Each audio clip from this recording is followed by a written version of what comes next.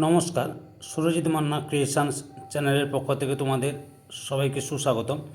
আশা করি তোমরা সকলে ভালো এবং সুস্থ আছো।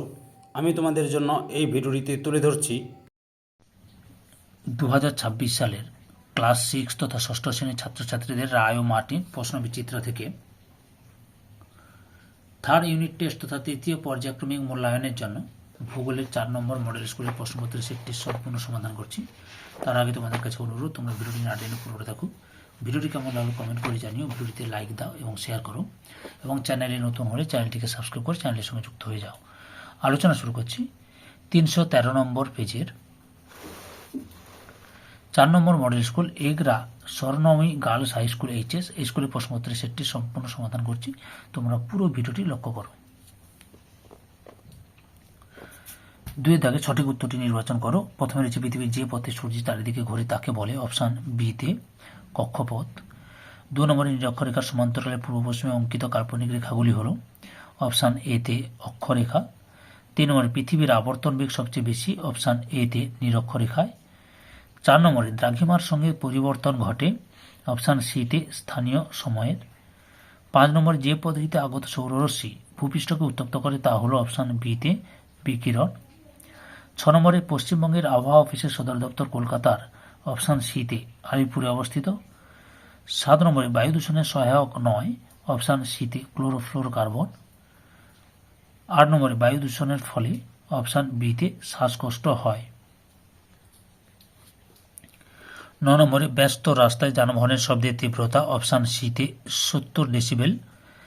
10 নম্বরে ভারতের মরুভূমি যে রাজ্যে অবস্থিত তার নাম। অপশান ডিতে রাজস্থান। 11 নম্বরে শিবালিক হিমালয়ের পাদদেশে ঘন অরণ্যাবৃত অঞ্চল হলো। অপশান এতে তরাই। তারপরে 12 নম্বরে ভারতের সাতপুরা একটি যে শ্রেণীর পর্বত তা হলো। অপশান বিতে স্তূপ। 13 নম্বরে দক্ষিণ আন্দামানে বাস করে। অপশান সিতে জারোয়া। 14 নম্বরে উচ্চ রক্তচাপ কমায়। অপশান এতে সর্পগন্ধা। 15 নম্বরে সোনালী তন্তু বলা হয়। অপশান সিতে পাটকে। 16 নম্বরে ভারতে মিলেট জাতীয় শস্যের চাষের মাটি হলো। অপশান এতে মরুমাটি। 17 নম্বরে পৃথিবীতে প্রাচীনতম মানচিত্রটি আবিষ্কৃত হয়েছে। অপশান এতে ব্যাবিলনে। 18 নম্বরে দেশ, রাজ্য, জেলা প্রভৃতি সীমানা দেখানো হয় কোন মানচিত্রে? অপশান সিতে রাজনৈতিক মানচিত্রে। বি3-এর এতে শূন্যস্থান পূরণ করো। 1 দাগে ড্যাশ তলের সঙ্গে পৃথিবীর অক্ষ সমকোণে অবস্থান করে। নিরক্ষীয় তলের সঙ্গে। 2 নম্বরে আমাদের দেশের উষ্ণ ও আর্দ্র জলবায়ুকে ড্যাশ মৌসুমী জলবায়ু বলে। ক্রান্তীয় মৌসুমী জলবায়ু বলে বা আর্দ্র ক্রান্তীয় মৌসুমী জলবায়ু বলে। 3 নম্বরে সৌরশক্তি, বায়ুশক্তি, জলঘটা শক্তি প্রভৃতি শক্তির ব্যবহার বাড়লে বায়ু দূষণ কম হবে। অপ্রচলিত বা অচরিত শক্তির ব্যবহার বাড়ালে।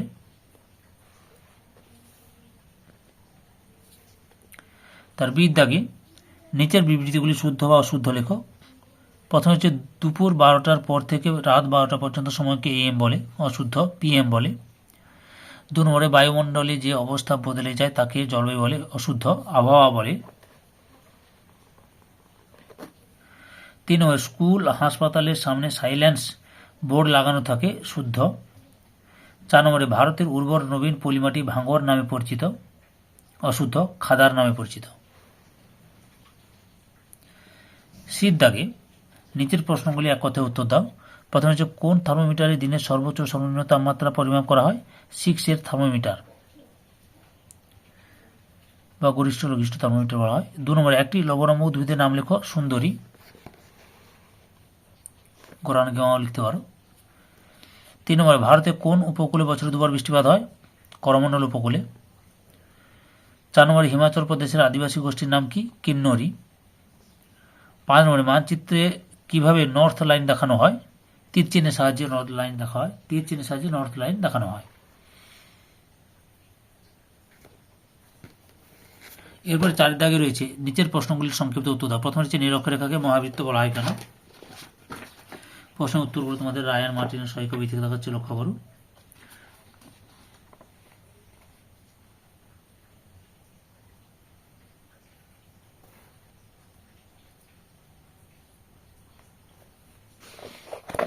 উত্তরটি দেখো, এখান থেকে শুরু করে এত পর্যন্ত লিখবে।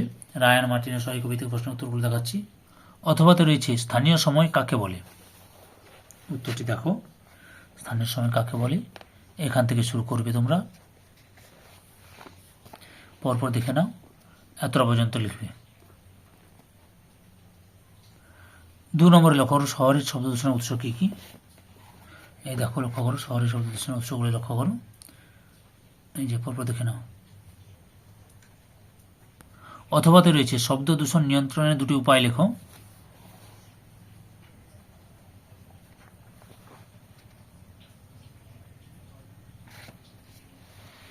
এই যে শব্দ দূষণ নিয়ন্ত্রণের উপায়গুলি লক্ষ্য করো, এই যে কোনো 2টি বলছে, 2টি লিখে নেবে, এই 2টো লিখে নেবে। আরও দেখাবো, আচ্ছা দেখাচ্ছি, দেখে নাও, পরপর দেখে নাও। সবগুলো উপায় দেখিয়ে দিচ্ছি, তার মধ্যে যে কোনো 2টো তোমরা লিখবে। 3 নম্বরে রয়েছে লু ও আঁধি কি। লক্ষ্য করো লু কাকে বলে, শুধু সংজ্ঞাটা দেবে, যেহেতু লু আঁধি দুটো একসঙ্গে দেওয়া হয়েছে, এখান থেকে এতটা লিখবে লু কাকে বলে।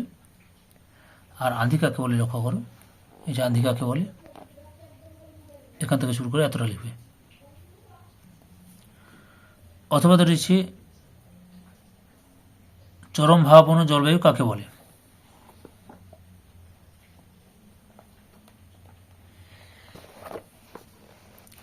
এখান থেকে শুরু করে এত পর্যন্ত লিখবে। রায়ান মার্টিনের সহায়ক কবি থেকে প্রশ্নের উত্তরগুলো দেখাচ্ছি।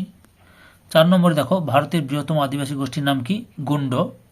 এরা কোথায় বাস করে, মধ্যপ্রদেশ ছত্তিশগড়ে বসবাস করে। 5 দাগে লক্ষ্য করো, নিচে যে কোনো 4টি প্রশ্নের উত্তর দাও। প্রথমে রয়েছে অক্ষরেখা ও দ্রাঘিমা রেখার মধ্যে 3টি পার্থক্য লেখো।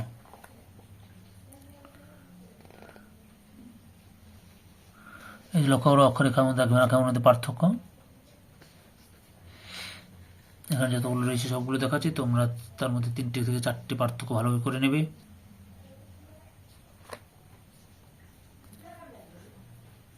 2 নম্বরে রয়েছে আন্তর্জাতিক তারিরেখা কি। আচ্ছা, আন্তর্জাতিক তারিরেখা কি, এখানে কাকে বলে, এখানটায় লক্ষ্য করো, সংজ্ঞাটা এখান থেকে শুরু করে এত পর্যন্ত লিখবে, বুঝতে পেরেছ। তারপর কি রয়েছে, এটি বাঁকিয়ে টানা হয়েছে কেন, কারণটা লক্ষ্য করো, যে বাঁকিয়ে টানা হয়েছে কারণটা এখান থেকে শুরু করবে, পরপর দেখে নাও, এতটা পর্যন্ত লিখবে।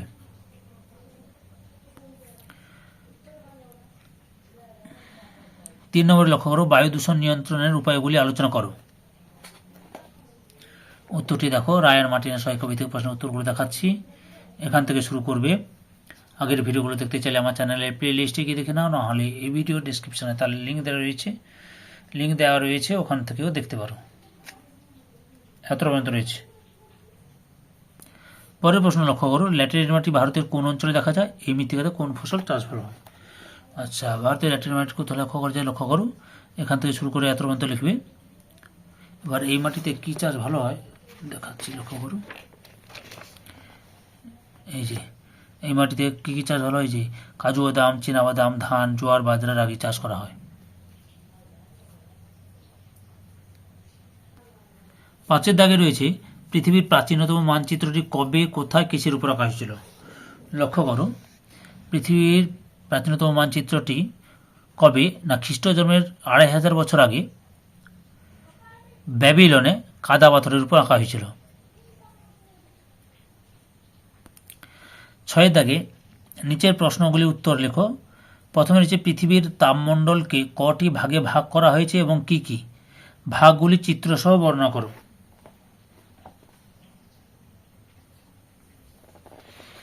আচ্ছা, পৃথিবীর তাপমণ্ডল 3টি ভাগে ভাগ করা হয়েছে, উষ্ণমণ্ডল, নাতিশীতোষ্ণ উষ্ণমণ্ডল এবং হিমমণ্ডল। এবার সবগুলো লক্ষ্য করে চিত্র আলোচনা করতে বলেছ, তোমরা এখান থেকে শুরু করবে, পরপর দেখে নাও। এই ছবিটা আঁকবে। চ্যানেলে নতুন হলে চ্যানেলটিকে সাবস্ক্রাইব করো এবং ভিডিওটিতে লাইক দাও এবং তোমার বন্ধু বান্ধবীদের মধ্যে শেয়ার করো, যাতে তারা রায়ান মার্টিন প্রশ্নবিচিত্রার ভূগোলের প্রশ্নপত্রের সেটগুলির প্রশ্নের উত্তরগুলো পেয়ে যায়। এত পর্যন্ত লিখবে। পরের প্রশ্ন রয়েছে, অথবাতে বায়ুর তাপমাত্রা পৃথিবীর সব জায়গায় একরকম হয় না কেন, ব্যাখ্যা দাও। উত্তরটি লক্ষ্য করো, এই প্রশ্নের উত্তরটিও রায়ান মার্টিনের সহায়ক কবি থেকে দেখাচ্ছি, তোমরা এখান থেকে শুরু করবে, পরপর দেখে নাও।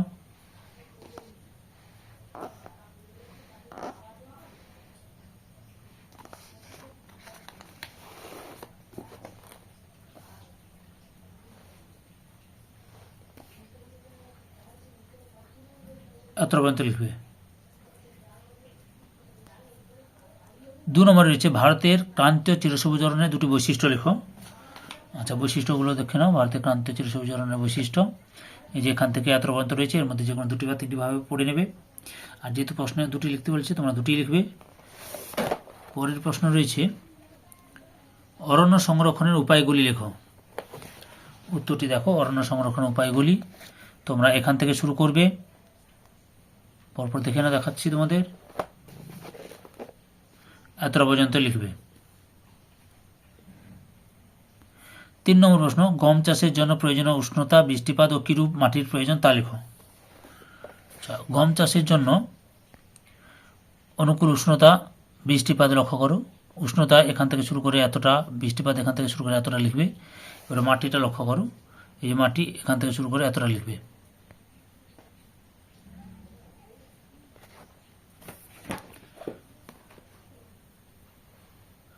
এরপরে দেখো, ভারতের দুটি আখ উৎপাদক রাজ্যের নাম লেখো। উত্তরপ্রদেশ ও বিহার, এছাড়া পাঞ্জাব, হরিয়ানা লিখতে পারো। ধৈর্য সহকারে সম্পূর্ণ ভিডিওটি দেখার জন্য তোমাদের সবাইকে অসংখ্য অসংখ্য ধন্যবাদ। আজকে এই পর্যন্ত, পরবর্তী ভিডিওতে আবার দেখা হবে। Tata, bye bye.